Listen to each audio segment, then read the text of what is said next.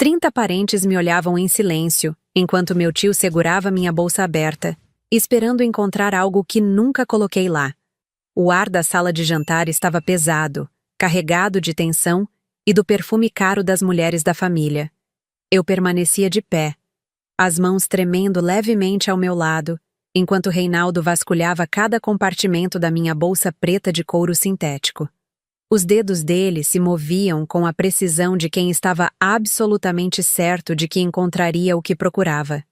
Ao fundo, ouvia o tic-tac do relógio de parede da vovó, cada segundo marcando minha humilhação. Meu nome é Marina. Tenho 28 anos e sou professora de português numa escola estadual da periferia. Moro num apartamento de 2 quartos no bairro Vila Esperança. Dirijo um Corsa 2003 que herdei da minha mãe quando ela morreu, há 5 anos. Para a família do meu tio Reinaldo, isso me coloca automaticamente na categoria de parente problema, aquela que aparece nos almoços de domingo por obrigação familiar, mas que nunca é verdadeiramente bem-vinda. Sempre fui a sobrinha problemática da família. Filha da irmã mais nova que meu tio considerava um erro de juventude, cresci ouvindo sussurros sobre como minha mãe se perdeu e como eu estava seguindo o mesmo caminho.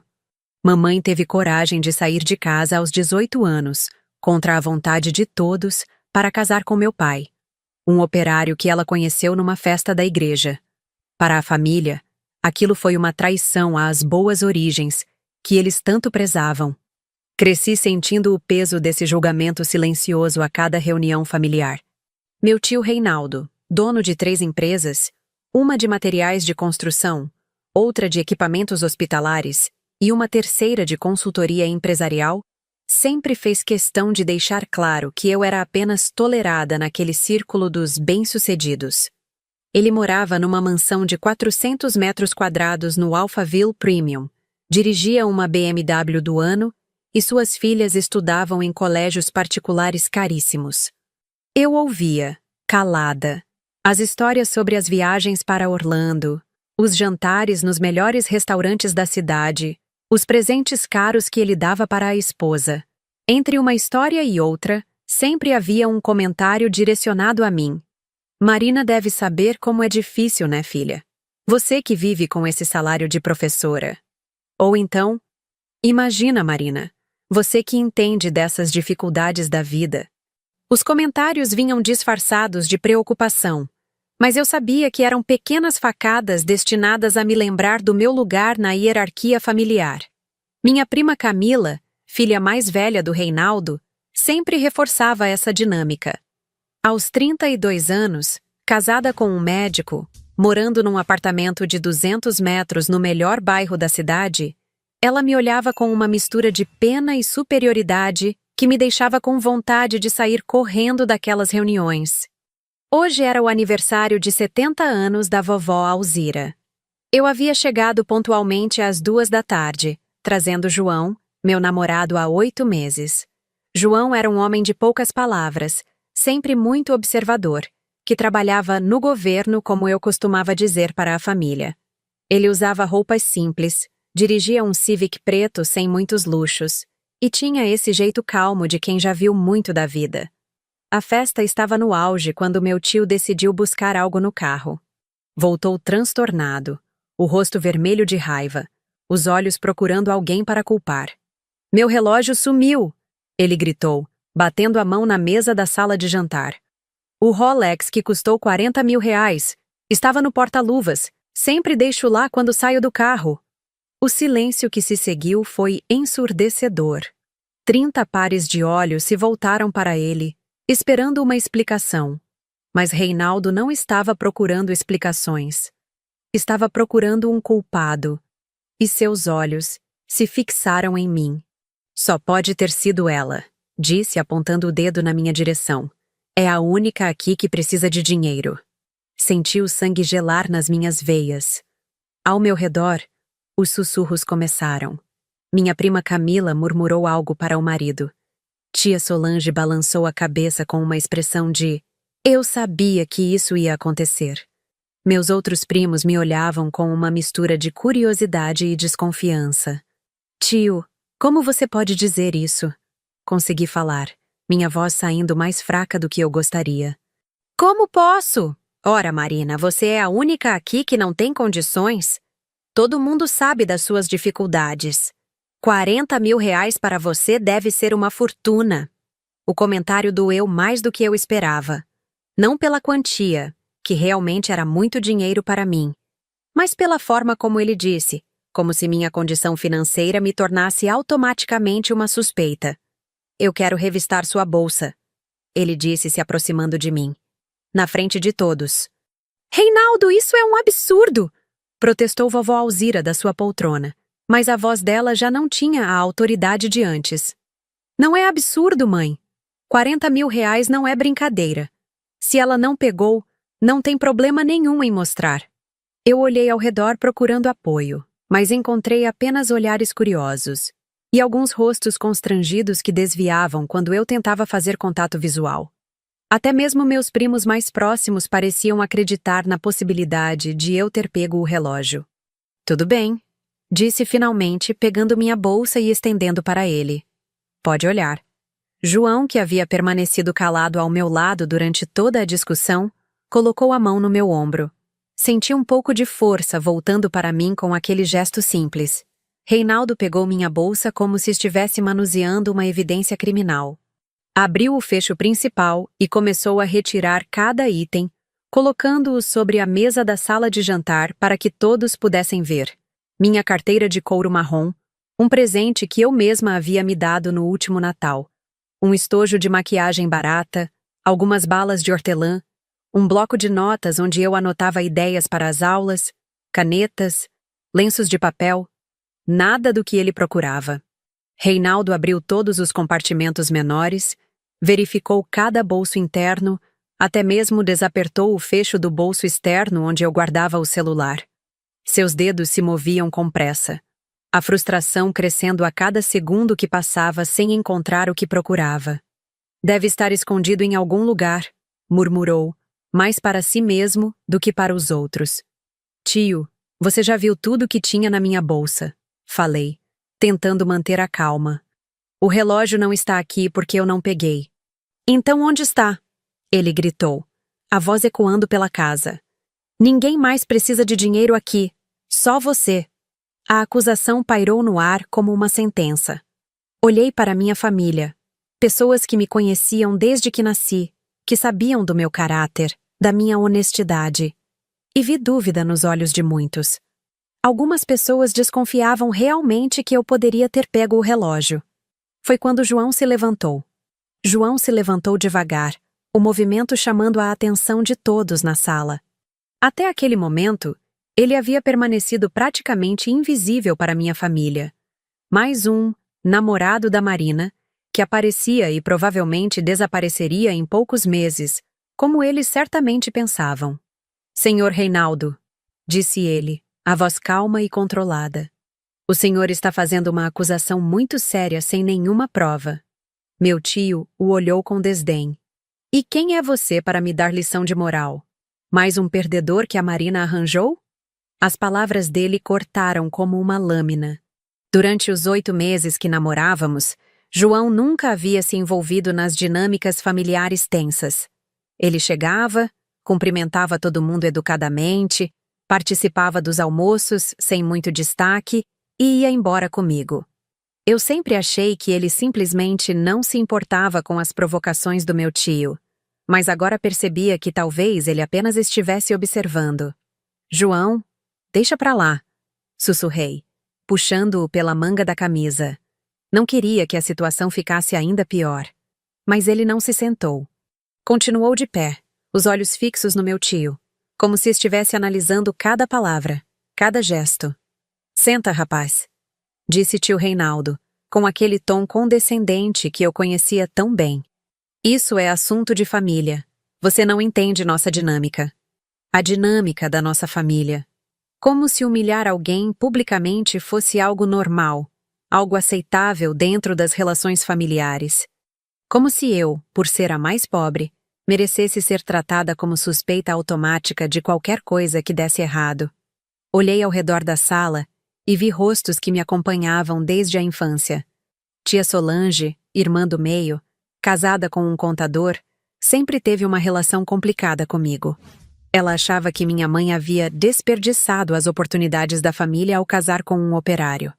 Quando mamãe morreu, tia Solange foi uma das primeiras a insinuar que eu deveria aprender com os erros da minha mãe e buscar alguém com mais estrutura. Meu primo Eduardo, filho da tia Solange, me olhava com aquela expressão de quem estava assistindo a um filme ruim. Aos 35 anos, ele trabalhava na empresa do pai, ganhava bem, mas sempre teve esse ar de superioridade comigo. Quando éramos crianças, ele fazia questão de me lembrar que meus brinquedos eram mais simples, que minhas roupas vinham de lojas mais baratas.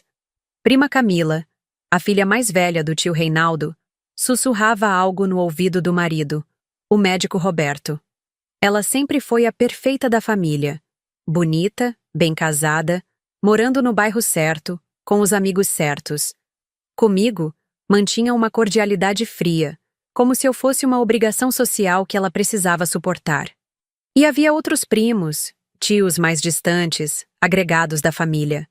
Todos ali, todos testemunhas da minha humilhação. Alguns pareciam genuinamente constrangidos com a situação, mas ninguém se manifestava em minha defesa. Reinaldo, disse vovó Alzira com a voz trêmula. Isso já passou dos limites. Marina é uma menina honesta. Mãe, a senhora não entende, retrucou meu tio, sem tirar os olhos de mim. 40 mil reais é muito dinheiro. Para ela, principalmente. Deve ser tentador demais. Tentador? Repeti, sentindo a raiva subindo pela garganta. Você está me chamando de ladra? Estou dizendo que você é a única aqui que tem motivo para pegar o relógio. A lógica dele era simples e cruel. Por ser pobre, eu era automaticamente suspeita. Minha condição financeira não era apenas uma circunstância da vida. Era uma marca que me tornava menos confiável aos olhos da família. Lembrei de quantas vezes, ao longo dos anos, eu havia escutado comentários similares. Quando minha prima Camila perdeu uma pulseira durante uma festa de família, os olhos se voltaram para mim. Quando sumiram R$ 100 da carteira da tia Solange durante um churrasco, eu fui a primeira a ser questionada, ainda que de forma sutil, com perguntas como: você viu alguém mexendo na bolsa da sua tia? Sempre fui tratada como a ovelha negra, a que poderia se perder como minha mãe. Quando escolhi ser professora, ouvi comentários sobre como eu poderia ter buscado algo melhor. Quando comprei meu apartamento, pequeno, mas conquistado com meu próprio suor, ouvi insinuações sobre como eu havia conseguido o dinheiro da entrada. Tio, disse, tentando manter a dignidade. Você me conhece desde que nasci. Você realmente acredita que eu pegaria seu relógio? Ele me olhou por um longo momento, e por um instante pensei que a pergunta o faria refletir. Mas então ele balançou a cabeça. Marina, eu não quero acreditar. Mas você é a única aqui que está passando dificuldades financeiras. Todo mundo sabe que professor ganha mal, que você mora sozinha, que seu carro está sempre dando problema. Cada palavra era uma nova humilhação. Sim, eu ganhava pouco. Sim, meu apartamento era simples. Sim, meu carro precisava de reparos constantes. Mas isso me tornava uma ladra? Além disso, continuou ele, você chegou atrasada hoje. Chegou depois de todo mundo. Teve tempo suficiente para ver meu carro no estacionamento. A acusação era absurda, mas tinha uma lógica perversa que alguns parentes pareciam aceitar. Eu havia chegado 15 minutos atrasada porque precisei parar no posto para colocar gasolina. Não tinha dinheiro suficiente para encher o tanque, então colocava R$ 20 de cada vez. Eu cheguei atrasada porque parei no posto. Expliquei, sabendo que aquilo apenas reforçaria a imagem de coitada que eles tinham de mim. Ah, Marina! Suspirou prima Camila, balançando a cabeça com uma expressão que misturava pena e desaprovação.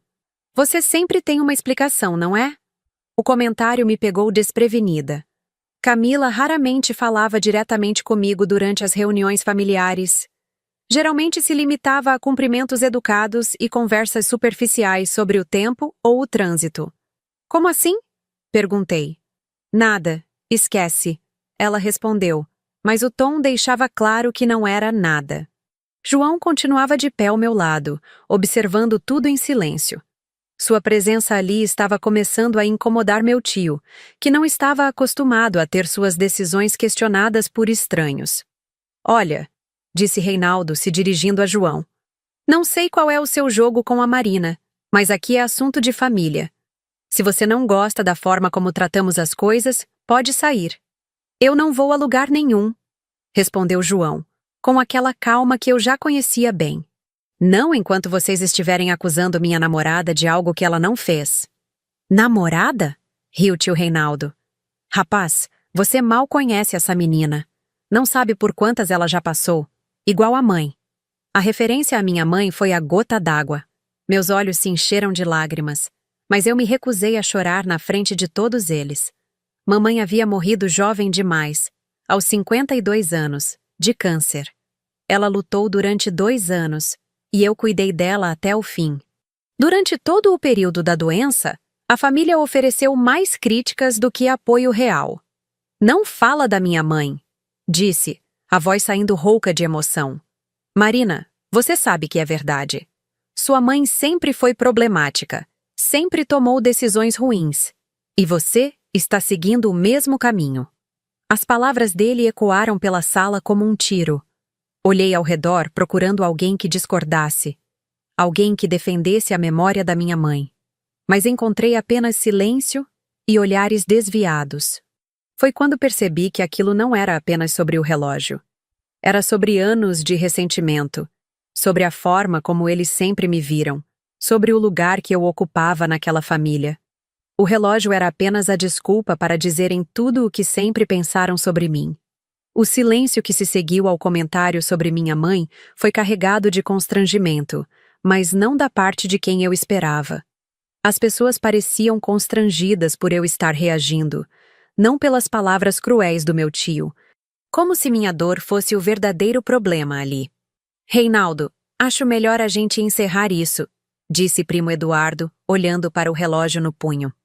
Já é quase 5 da tarde, e algumas pessoas precisam ir embora.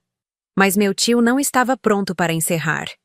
Ele havia encontrado uma oportunidade de dizer tudo o que pensava sobre mim, e não ia desperdiçá-la.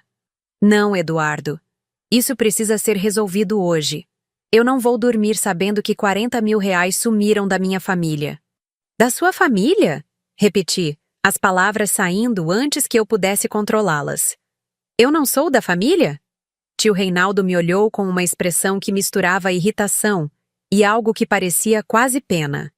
Marina, você sabe que não é isso, mas vamos ser realistas. Você sempre foi diferente. Sempre teve dificuldades que o resto da família não tem. Sempre precisou de ajuda. Ajuda? Que ajuda? Quando vocês me ajudaram? A pergunta saiu mais alta do que eu pretendia, e senti todos os olhos se voltarem para mim com desaprovação.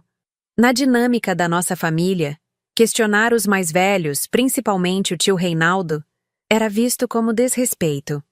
Marina, abaixa a voz, disse prima Camila, como se eu fosse uma criança fazendo birra. Não vou abaixar a voz. Ele está me acusando de roubo na frente de toda a família. E vocês estão preocupados com o tom da minha voz? Vovó Alzira se mexeu desconfortavelmente na poltrona. Aos 70 anos, ela já não tinha energia para mediar os conflitos familiares como fazia antes. Sua festa de aniversário havia se transformado numa sessão de tribunal, e eu podia ver a tristeza nos seus olhos. Vó, eu sinto muito, disse, me aproximando dela. Eu não queria que seu aniversário fosse estragado por causa disso. Não foi você quem estragou, minha filha. Ela respondeu pegando minha mão. Mas talvez seja melhor vocês resolverem isso em outro momento. Não, mãe, interrompeu tio Reinaldo. Isso vai ser resolvido agora. Marina, eu vou te fazer uma proposta. Se você devolver meu relógio, a gente esquece esse assunto. Ninguém precisa chamar polícia. Ninguém precisa saber fora da família. A generosidade da proposta dele me deixou sem palavras por um momento. Ele estava me oferecendo a oportunidade de confessar um crime que eu não havia cometido, em troca de não ser exposta publicamente. Eu não peguei seu relógio, repeti, pela 10ª vez naquela tarde. Marina, disse tia Solange, com aquele tom maternal falso que eu conhecia bem. Às vezes a gente faz coisas por desespero. Ninguém aqui vai te julgar se você estava precisando de dinheiro. Ela sempre precisou de dinheiro, comentou prima Camila, como se eu não estivesse ali. Lembra quando pediu emprestado para pagar a formatura da faculdade? A lembrança me atingiu como um soco. Eu havia pedido R$ 2.000 emprestados ao tio Reinaldo para pagar a cerimônia de formatura. Era importante para minha mãe me ver recebendo o diploma, já que ela havia trabalhado tanto para me manter na faculdade. Paguei o empréstimo em 10 parcelas, religiosamente, mas aparentemente aquilo havia se tornado mais uma prova da minha condição de parente problemática. Eu paguei cada centavo desse empréstimo, disse, tentando manter a dignidade. Pagou sim, concordou o tio Reinaldo. Mas foi difícil para você, não foi? Lembro de você ligando para pedir prazo para algumas parcelas. Era verdade. Houve 2 meses em que eu precisei adiar o pagamento porque minha mãe estava fazendo quimioterapia e eu arcava com parte dos custos dos remédios. Mas para eles, aquilo era apenas mais uma evidência da minha irresponsabilidade financeira. Gente, vocês estão sendo muito injustos com a Marina, disse minha prima Júlia, filha da tia Solange. Era a primeira vez que alguém falava algo em minha defesa, e senti uma pontada de gratidão. Júlia, você não entende, retrucou seu próprio pai, o contador. Marina sempre teve problemas com dinheiro. Não é culpa dela, é a realidade. Mesmo a defesa tímida da prima Júlia vinha acompanhada de uma justificativa que me diminuía. Como se minha honestidade fosse questionável porque minha conta bancária não era robusta. João continuava de pé ao meu lado, observando tudo com uma atenção quase científica. Ele não conhecia a história completa daquela família, não sabia de todas as humilhações pequenas que eu havia engolido ao longo dos anos, mas estava vendo uma amostra significativa. João, disse tio Reinaldo, se dirigindo ao meu namorado. Você parece um rapaz sensato. Conversa com ela. R$ 40.000 não é brincadeira. Se ela devolver o relógio agora, a gente esquece o assunto. Ele não vai conversar nada comigo, se interrompi. Porque eu não peguei o maldito relógio. Marina, exclamou tia Solange, não fala assim na frente da sua avó. A reprimenda era mais uma camada de humilhação. Eu estava sendo acusada de roubo. Meu caráter estava sendo questionado publicamente. Mas o problema era eu ter dito maldito. Desculpa, vó, murmurei. Vovó Alzira apenas balançou a cabeça, parecendo mais velha e cansada do que eu jamais a havia visto. Sabe o que é pior? Continuou o tio Reinaldo, como se estivesse refletindo em voz alta. É que eu sempre tentei ajudar você, Marina. Sempre tentei dar oportunidades. Lembra quando ofereci para você trabalhar na empresa? Eu lembrava. 2 anos atrás, ele havia oferecido um trabalho como recepcionista numa das empresas dele. O salário era menor do que o que eu ganhava como professora, não tinha plano de carreira, e seria basicamente uma forma de me ter sob controle direto. Eu havia declinado educadamente, explicando que preferia continuar na educação. Você recusou. Ele continuou. Preferiu continuar nessa vida de dificuldades a aceitar uma ajuda da família. Eu gosto de ser professora, disse. E o salário da recepção era menor do que eu ganho na escola. Ah, Marina, suspirou prima Camila novamente. Você sempre acha que sabe mais do que todo mundo. Era impressionante como eles conseguiam transformar qualquer coisa em defeito meu. Se eu aceitasse trabalhos com salários menores, seria por desespero. Se recusasse, era por arrogância. Olha só, disse tio Reinaldo se aproximando mais de mim. Vou te dar uma última chance. Eu vou sair da sala por 5 minutos. Quando voltar, quero encontrar meu relógio em cima desta mesa. Se isso acontecer, a gente nunca mais toca nesse assunto. A proposta era absurda, mas alguns parentes pareciam achar razoável. Como se eu fosse magicamente fazer aparecer um relógio que estava escondido em algum lugar impossível. E se o relógio não aparecer? Perguntou João, falando pela primeira vez em vários minutos. Tio Reinaldo o olhou com irritação. Se não aparecer, vou ter que chamar a polícia. Não posso deixar passar R$ 40.000. A polícia? Repetiu vovó Alzira, alarmada. Reinaldo, não exagera. Não é exagero, mãe. É um relógio caríssimo. E Marina é a única suspeita. A palavra suspeita ecoou pela sala como uma sentença condenatória. Olhei ao redor e vi que alguns parentes já me olhavam como se eu fosse culpada. A presunção de inocência não existia ali. Minha condição financeira já era suficiente para me condenar. Tudo bem, disse finalmente. Saia da sala. Mas quando você voltar e não encontrar o relógio, quero um pedido de desculpas. Na frente de todo mundo. Tio Reinaldo sorriu de forma condescendente. Marina, querida, se meu relógio não estiver nesta mesa quando eu voltar, você vai ter problemas muito maiores do que pedidos de desculpas. Ele saiu da sala, deixando-me ali com 30 parentes me olhando como se eu fosse um animal no zoológico. O silêncio era ensurdecedor. Ninguém falava. Mas eu podia sentir os pensamentos. Alguns duvidando. Outros já convencidos da minha culpa. Alguns poucos genuinamente constrangidos com a situação. João permaneceu ao meu lado, uma presença silenciosa mas reconfortante. Pela primeira vez desde que o namoro começou, senti que realmente o tinha comigo. Não apenas fisicamente, mas emocionalmente. Os 5 minutos mais longos da minha vida estavam apenas começando. Os 5 minutos passaram como uma eternidade. Permaneci de pé no centro da sala, com 30 pares de olhos me observando como se eu fosse um experimento científico. Alguns parentes sussurravam entre si, outros checavam o celular, fingindo distração. Prima Júlia me lançava olhares solidários, mas não ousava falar nada que pudesse ser interpretado como apoio explícito. Vovó Alzira mexia nas contas do rosário, provavelmente rezando para que aquele pesadelo terminasse bem. Tia Solange conversava baixinho com o marido, e eu conseguia captar fragmentos da conversa. Sempre soube que isso ia dar problema. A menina não tem estrutura, igual a irmã. João não se moveu do meu lado durante todo o tempo.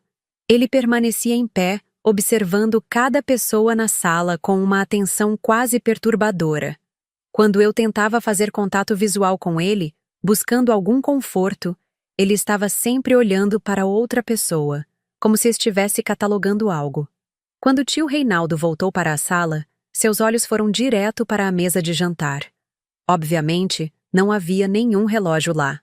Bem, disse ele, as mãos na cintura. Acho que isso resolve a questão. Não resolve nada, respondi, minha voz mais firme do que eu esperava. Só prova que eu não tenho seu relógio, como venho dizendo desde o começo. Marina, para de fazer drama. Você escondeu o relógio em algum lugar da casa durante estes 5 minutos, ou mandou alguém esconder para você. A acusação era tão absurda que por um momento eu não consegui nem responder. Como eu poderia ter escondido um relógio que eu não tinha? E com 30 pessoas me observando? Reinaldo, isso já passou de todos os limites, disse vovó Alzira, tentando se levantar da poltrona. A menina disse que não pegou o relógio. Fim de conversa. Não é fim de conversa, mãe. 40 mil reais não desaparecem no ar. Talvez você tenha perdido o relógio em outro lugar, sugeriu prima Júlia timidamente. Talvez nem tenha trazido hoje. Tio Reinaldo a olhou como se ela tivesse dito a maior heresia. Júlia, eu sempre deixo o relógio no porta-luvas quando saio do carro. É um hábito. Estava lá quando cheguei. E agora não está mais. Mas, tio, insistiu Júlia, ganhando coragem. Qualquer pessoa poderia ter mexido no seu carro. O estacionamento não é fechado. Não seja ridícula. Quem ia mexer no meu carro aqui no condomínio da vovó? E por acaso, justamente no dia que Marina está aqui? A lógica dele era perversa, mas eficiente. Para meu tio, a coincidência da minha presença era a prova suficiente da minha culpa. Chega, disse finalmente. Chama a polícia então. Chama agora. Vou provar que não peguei seu relógio. Marina, não, sussurrou tia Solange. Pensa bem no que você está fazendo. Uma ocorrência policial pode prejudicar sua carreira de professora. Até na hora de me proteger, ela conseguia me humilhar mais.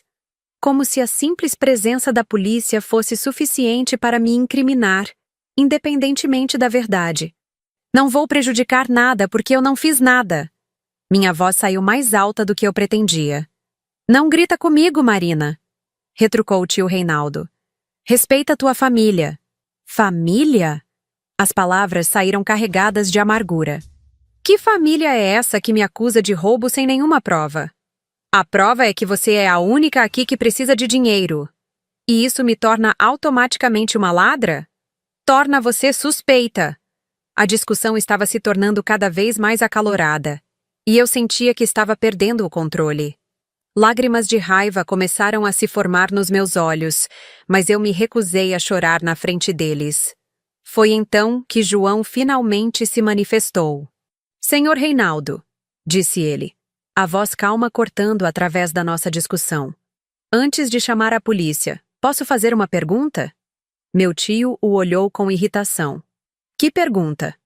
O senhor tem certeza de que quer envolver a polícia neste assunto? Claro que tenho. 40 mil reais não é brincadeira. João assentiu lentamente, como se estivesse ponderando algo importante. É que às vezes, quando chamamos a polícia, eles acabam investigando mais coisas do que imaginamos. Como assim? Perguntou tio Reinaldo, uma sombra de irritação cruzando seu rosto. Bem, João continuou, com aquela calma desconcertante. Investigações tendem a se expandir, especialmente quando envolvem quantias altas de dinheiro. E daí? É que a polícia pode ficar curiosa sobre a origem dos 40 mil reais que o senhor gastou no relógio, especialmente se descobrirem que o senhor tem outras propriedades valiosas. O tom de João havia mudado sutilmente. Continuava calmo, mas havia algo novo ali. Uma autoridade que eu nunca havia percebido antes. Do que você está falando? Perguntou o tio Reinaldo, mas pela primeira vez desde que a discussão começou, ele parecia menos seguro. João tirou uma carteira do bolso do paletó. Abriu-a lentamente e mostrou algo para meu tio. Delegado Federal João Silva, Polícia Federal. Disse, sua voz assumindo um tom completamente diferente. E o senhor tem razão. 40 mil reais não é brincadeira. Mas também não são 2,5 milhões em sonegação fiscal. O silêncio que se seguiu foi absoluto. Por um momento pensei que havia ouvido errado. João era delegado da Polícia Federal? Meu namorado, que eu pensava trabalhar em algum departamento burocrático do governo, era delegado federal? Tio Reinaldo estava pálido, olhando para a identificação de João como se ela fosse uma cobra venenosa. Eu não entendo, gaguejou. Acho que entende sim, disse João, guardando a carteira. Operação Fantasma. Empresas de fachada, notas fiscais falsas, lavagem de dinheiro através de contratos superfaturados com o poder público. Cada palavra que saía da boca de João era como uma bomba explodindo na sala. Meu tio ficou cada vez mais pálido, e outros parentes começaram a sussurrar entre si, sem entender o que estava acontecendo. Isso não tem nada a ver com meu relógio, tentou dizer tio Reinaldo, mas sua voz saía fraca. Tem tudo a ver, respondeu João pegando o celular. Porque a operação está marcada para segunda-feira de manhã, e acusar uma professora honesta de roubo não vai mudar isso. João mostrou a tela do celular para toda a sala. Era uma foto do meu tio saindo de um prédio comercial, claramente tirada de longe, com carimbo de data e hora. Reconhece este lugar, senhor Reinaldo? Perguntou João. Endereço da sua terceira empresa, aquela que existe só no papel, mas que emitiu notas fiscais de 500 mil reais para a prefeitura no ano passado. Meu tio tentou falar, mas apenas um som gutural saiu da sua garganta. E sabe o que é mais interessante? Continuou João, guardando o celular. Marina me contou que o senhor sempre fazia questão de humilhá-la por questões de dinheiro. Falava sobre suas dificuldades financeiras, sobre como ela precisava de ajuda. Quando comecei a investigar suas empresas e descobri o esquema, achei irônico. João, sussurrei, ainda tentando processar o que estava acontecendo. Um homem que rouba milhões do dinheiro público acusando uma professora honesta de furtar um relógio. Ele balançou a cabeça. Há 6 meses que estamos monitorando suas atividades, senhor Reinaldo. Sabemos de cada movimentação suspeita, cada conta offshore, cada documento falsificado. A sala estava em silêncio absoluto. Alguns parentes olhavam para meu tio com horror crescente. Outros pareciam não conseguir processar o que estavam ouvindo. Você não pode provar nada, tentou dizer tio Reinaldo, mas sua voz estava trêmula. Posso sim. João pegou o celular novamente. Na verdade, já provei. O mandado de prisão foi expedido ontem. A operação está marcada para segunda, mas... Ele fez uma pausa dramática. Posso antecipar. João discou um número e colocou o telefone no ouvido. Alô? Equipe 2? Aqui é o delegado Silva. Antecipem a prisão do Reinaldo Campos. Ele está no endereço que passei. Sim. Agora. Meu tio tentou correr em direção à porta, mas João foi mais rápido. Senhor Reinaldo, eu o aconselho a não sair. A casa já está cercada. E estava mesmo. Pela janela da sala, consegui ver 3 carros da Polícia Federal estacionando na frente da casa da vovó. Pelo amor de Deus! Gritou tio Reinaldo. Vamos conversar. Deve ter havido um engano. O único engano aqui, disse João com uma frieza que me impressionou, foi o senhor achar que podia humilhar minha namorada impunemente. 2 agentes federais entraram na sala. E meu tio foi algemado ali mesmo, na frente de toda a família, no aniversário de 70 anos da vovó Alzira. Onde está meu relógio? Perguntei, ainda atordoada com tudo o que estava acontecendo. João sorriu pela primeira vez naquela tarde. Que tal procurarmos no porta-luvas do carro dele? Acompanhei João e os 2 agentes federais até o estacionamento, seguida por praticamente toda a família. Tio Reinaldo ia à frente, algemado, implorando em voz baixa para que conversássemos e resolvêssemos tudo civilizadamente. O homem que havia me humilhado publicamente 15 minutos antes agora implorava por misericórdia. Por favor, João, dizia ele, tentando usar o primeiro nome do meu namorado como se fossem velhos amigos. Deve ter havido um mal-entendido. Eu posso explicar tudo. Pode explicar depois, respondeu João, sem demonstrar nenhuma emoção. Na delegacia. O BMW preto do meu tio estava estacionado na 3ª vaga, impecável como sempre. Lembrei de quantas vezes eu havia olhado para aquele carro com uma pontada de inveja, desejando ter a tranquilidade financeira que ele representava.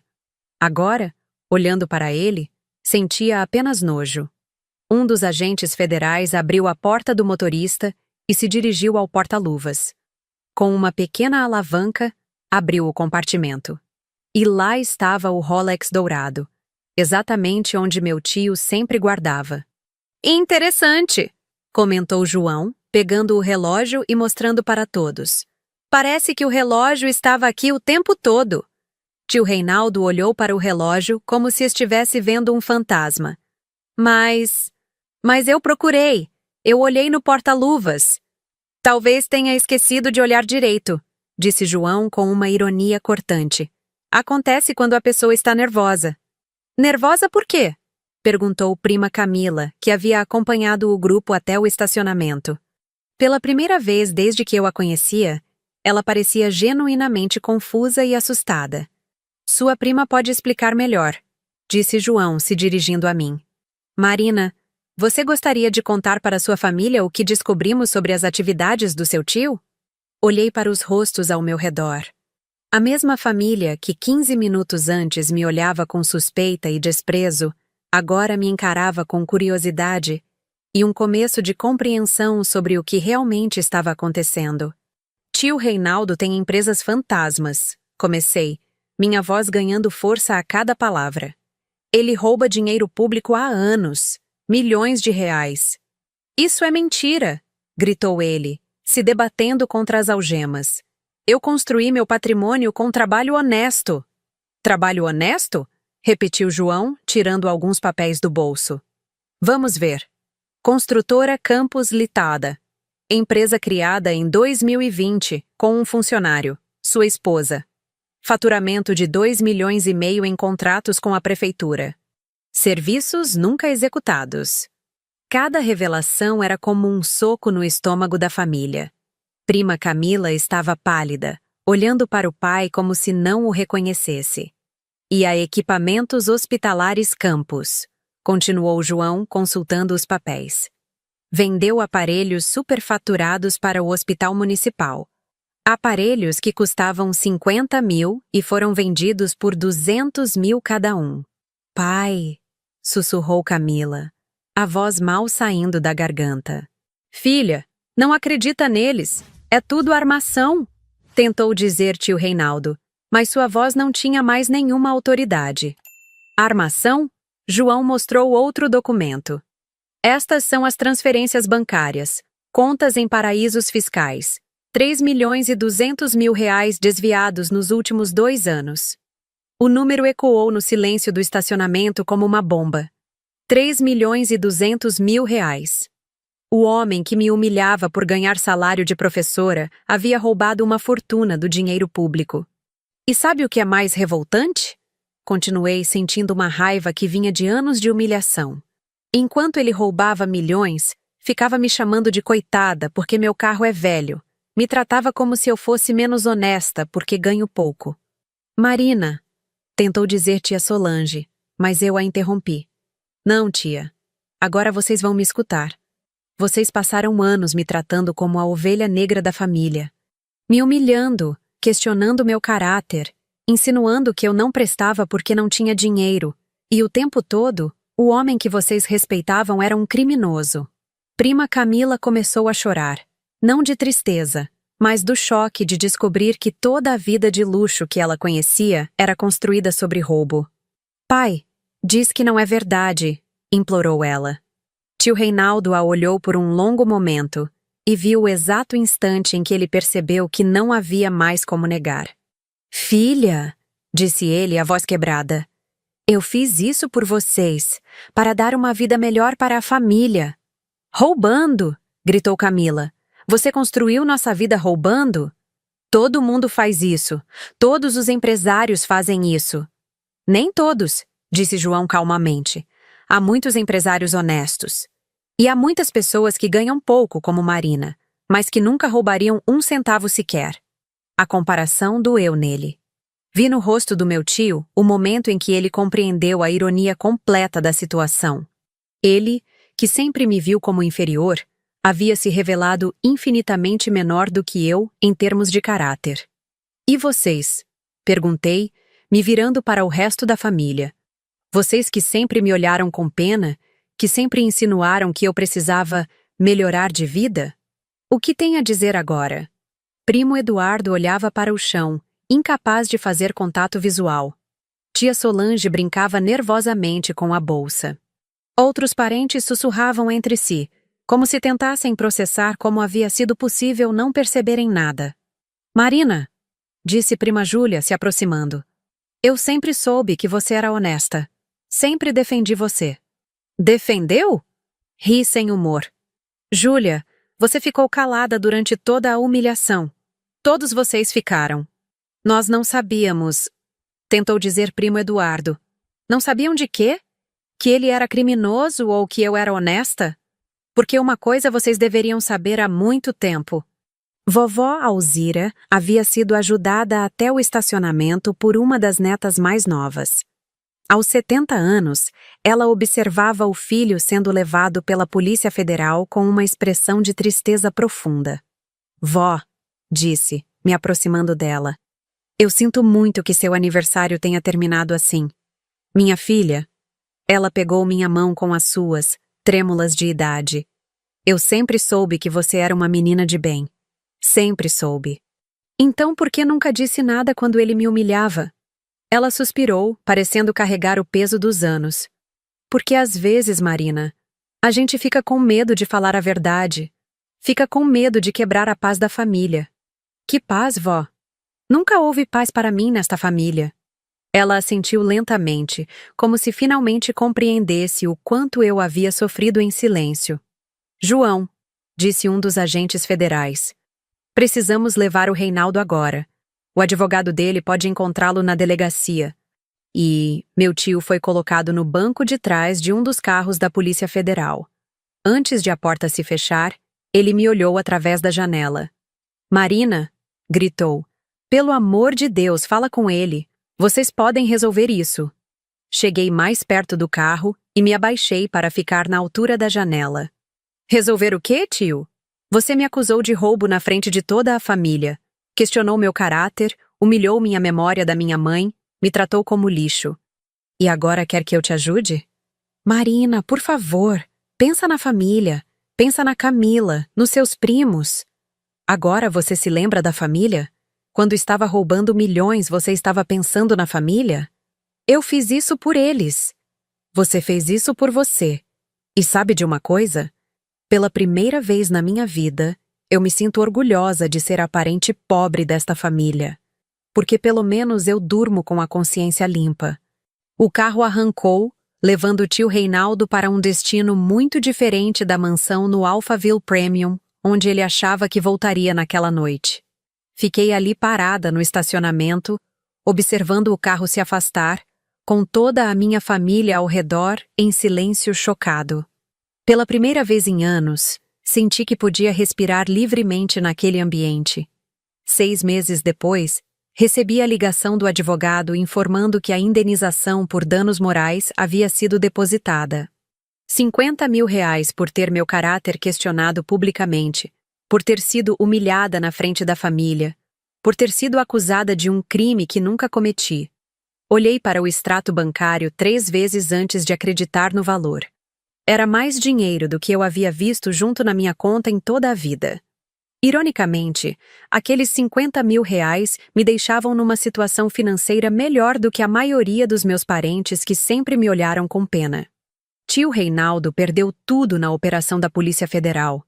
As 3 empresas foram fechadas, os bens foram bloqueados para ressarcir o erário público, e a mansão no Alphaville Premium foi leiloada. A investigação revelou que o esquema era ainda maior do que João havia antecipado. Quase 5 milhões de reais desviados ao longo de 4 anos. Prima Camila precisou vender o apartamento de 200 metros quadrados e se mudar para um lugar bem mais modesto.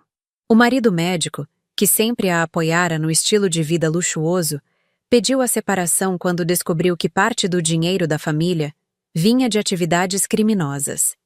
Ela agora trabalhava como vendedora numa loja de roupas, ganhando salário mínimo. A transformação foi brutal e rápida. Em questão de meses, prima Camila passou de mulher rico casada para mulher trabalhadora comum. Ela me ligou algumas vezes nos primeiros meses após a prisão do pai, tentando uma aproximação que nunca havia existido antes. Marina, dizia ela, a voz diferente, sem aquela arrogância antiga. Eu queria te pedir desculpas pelo que aconteceu no aniversário da vovó e por tudo antes disso.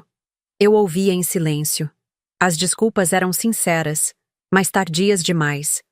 28 anos de humilhações não se apagavam com algumas palavras arrependidas. Camila, respondi numa dessas ligações, eu aceito suas desculpas, mas não posso fingir que nossa relação vai voltar a ser normal, porque ela nunca foi normal. Eu sei, ela suspirou. Eu só queria que você soubesse que eu entendo agora. Entendo como você se sentia. Era verdade. Agora que estava trabalhando por salário mínimo, vivendo num apartamento alugado, pegando ônibus para ir ao trabalho, prima Camila finalmente compreendia o que era a realidade da maioria das pessoas. Incluindo a minha realidade, que ela sempre havia olhado com desdém. Vovó Alzira não resistiu ao choque de ver o filho preso. Morreu 3 meses depois da operação, aos 70 anos e 4 meses, oficialmente de pneumonia. Mas todos sabíamos que foi de tristeza e vergonha. Eu fui ao velório, é claro. Era minha avó, independentemente de tudo. No velório, a família estava irreconhecível. Tia Solange parecia ter envelhecido 10 anos em 3 meses. Primo Eduardo evitava fazer contato visual comigo, claramente constrangido por ter duvidado do meu caráter. A dinâmica familiar havia implodido completamente. Marina! Tia Solange se aproximou de mim durante o velório. Sua avó sempre falava de você nos últimos meses. Dizia que você era a única que ela respeitava de verdade. Por quê? Porque você sempre foi honesta. Sempre trabalhou pelo que tinha. Nunca precisou roubar para ter dignidade. A declaração me emocionou, mas também me trouxe uma tristeza profunda. Vovó Alzira havia levado 3/4 de século para aprender a diferença entre caráter e conta bancária. João e eu nos casamos 4 meses após a prisão do tio Reinaldo. Uma cerimônia simples, numa igreja pequena, com poucos convidados. Alguns colegas de trabalho meus, alguns amigos dele da Polícia Federal, prima Júlia e mais algumas pessoas. A família quase não compareceu. Você se incomoda? Perguntei a João na véspera do casamento. Com minha família sendo tão... complicada? Marina. Ele me olhou com aquele jeito calmo que eu havia aprendido a amar. Eu passei 6 meses investigando sua família. Sei exatamente quem são eles. E sei exatamente quem você é. Não me incomodo com nada. Com os R$50 mil da indenização, compramos uma casa pequena num bairro de classe média. Não era luxuosa, mas era nossa. João continuou trabalhando na Polícia Federal. Eu continuei dando aulas na escola estadual. Nossa vida era simples, mas era honesta. Tio Reinaldo me liga às vezes. Foi condenado a 8 anos de prisão, mas está em regime semiaberto depois de cumprir 2 anos. Mora num apartamento de 40 metros quadrados que prima Camila conseguiu alugar para ele e trabalha numa oficina mecânica. Marina, disse ele numa dessas ligações, a voz muito diferente daquela arrogante que eu conhecia. Você poderia me emprestar R$300? É para pagar o aluguel. Eu ouvi em silêncio. O homem que havia me humilhado por ser pobre, agora me pedia dinheiro emprestado. Tio, respondi. Você se lembra de como me tratava quando eu precisava de dinheiro? Marina, por favor, eu sei que errei. Eu sei que fui injusto com você, mas agora estou precisando de ajuda. E você acha que eu deveria te ajudar por quê? Porque somos família. A palavra família ecoou na linha como uma ironia cruel. Quando eu precisava de compreensão, não éramos família o suficiente. Quando eu precisava de apoio, não éramos família o suficiente. Mas agora que ele precisava de dinheiro, subitamente a ligação familiar era importante. Tio, disse, vou te dar um conselho que você me deu muitas vezes. Procura um trabalho que pague melhor. E desliguei o telefone. Não senti raiva, não senti prazer com a vingança. Senti apenas uma paz profunda de quem finalmente havia aprendido a dar valor próprio. Hoje, 2 anos depois daquele aniversário fatídico da vovó, olho para trás e vejo que tudo aconteceu como deveria acontecer. Não que eu deseje o mal para ninguém da minha família, mas não posso negar que há uma justiça poética no fato de que quem sempre me julgou pela minha conta bancária tenha perdido tudo o que tinha. Continuo sendo professora. Continuo ganhando salário de professora. Continuo dirigindo um carro usado. Agora um Honda Civic 2010, uma melhoria significativa em relação ao Corsa. Mas a diferença é que agora ninguém me faz sentir inferior por isso. João me ensinou algo importante. Dignidade não se compra, não se herda, não se rouba. Dignidade se conquista todos os dias, com cada escolha honesta, com cada decisão ética, com cada momento em que escolhemos fazer o certo, mesmo quando ninguém está olhando. Minha casa é pequena, meu carro é usado, meu salário é modesto. Mas quando me olho no espelho, vejo uma mulher íntegra. Quando deito na cama à noite, durmo com a consciência tranquila. Quando acordo de manhã, sei que construí tudo o que tenho com o meu próprio suor. E isso, descobri, vale muito mais do que qualquer mansão no Alphaville Premium. Às vezes ainda penso naquela tarde no aniversário da vovó, na humilhação, na injustiça, na sensação de estar sozinha contra o mundo. Mas também penso na virada, na revelação, no momento em que a verdade finalmente veio à tona. A vida tem dessas ironias. O homem que me desprezava por ser pobre era, ele mesmo, um ladrão. A família que me via como inferior era sustentada por dinheiro roubado. E eu, a problemática, a coitada, a que precisava melhorar de vida, era a única ali com as mãos limpas. Hoje, Quando passo em frente ao antigo condomínio onde morava tio Reinaldo, não sinto inveja. Sinto pena de quem precisa roubar para se sentir importante. Sinto gratidão por ter aprendido desde cedo que o valor de uma pessoa não se mede pelo tamanho da sua casa ou pelo preço do seu carro.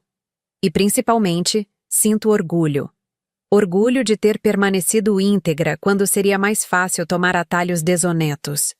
Orgulho de ter construído minha vida tijolo por tijolo, com trabalho honesto e dignidade preservada. Talvez essa seja a maior vitória de todas. Descobrir que eu nunca precisei ser diferente do que sempre fui. Eu só precisei que as pessoas certas reconhecessem meu valor. E quando olho para João, que me escolheu exatamente como eu sou, sei que encontrei essas pessoas.